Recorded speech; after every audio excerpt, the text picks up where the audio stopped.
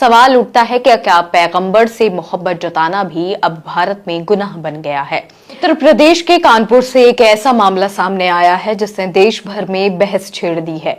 ईद उल मिलादुन नबी के मौके पर सैयदनगर की सड़कों पर मुसलमान युवकों ने एक बैनर लगाया जिस पर लिखा था आई लव मोहम्मद। ये बैनर पैगंबरे इस्लाम हजरत मोहम्मद के लिए मोहब्बत का इजहार करता था, लेकिन इस बैनर पर विवाद खड़ा कर दिया गया। नतीजा ये हुआ कि पुलिस ने 20 से ज्यादा मुस्लिम युवकों पर मुकदमा दर्ज कर लिया।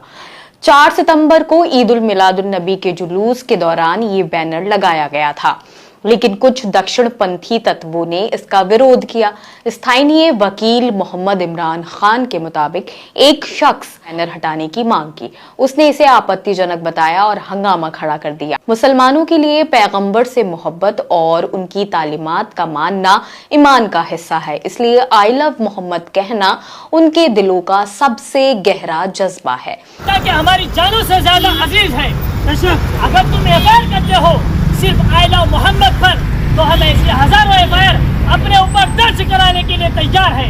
सबके लिए मोहम्मद, सबके लिए मोहम्मद, सबके लिए मोहम्मद, सबके लिए मोहम्मद, सबके लिए नारे तकबीर, अल्लाहू अकबर, नारे तकबीर, Allahu Akbar.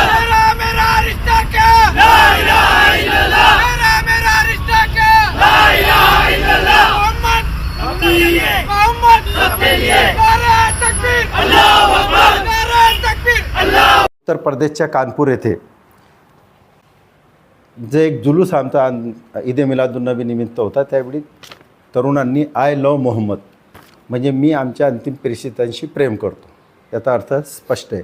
I love me प्रेम करतो मोहम्मदशी, म्हणजे आमच्या अंतिम प्रेषितांचं नाव मोहम्मद आहे, तसे बॅनर होते। त्याच्या 7 दिवसानंतर त्यांनी त्यांच्यावर 17 तारखेला FIR केली।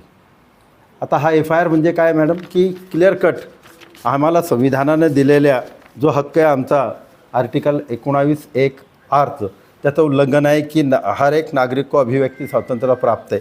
दुसरं आहे अनुच्छेद 21 की त्याच्याप्रमाणे व्यक्तिगत स्वातंत्र्य नागरिक को जीवन और व्यक्तिगत स्वातंत्र्य अधिकार देतं।